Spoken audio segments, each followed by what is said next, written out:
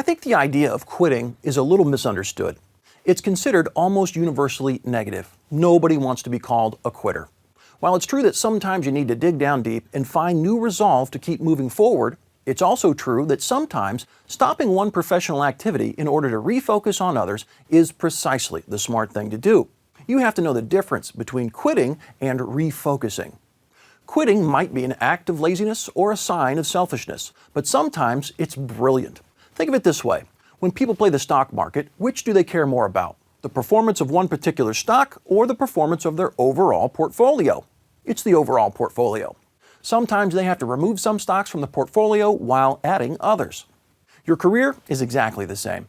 Your portfolio of goals and projects will change over time.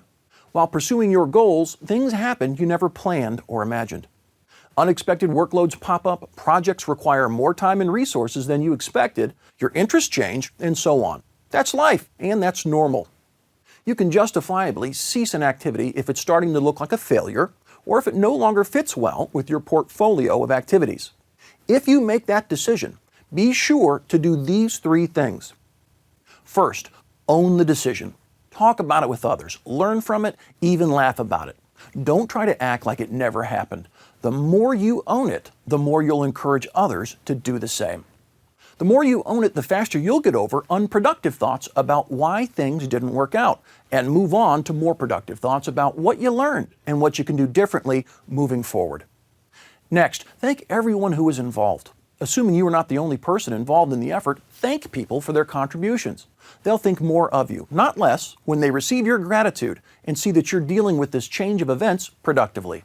That's what will make them continue to believe in you and wish to work with you in the future. Finally, decide whether you need a new goal or project to fill the space that you just created. If you have any doubt at all, I want you to be careful and err on the side of a slightly narrower focus, a smaller portfolio.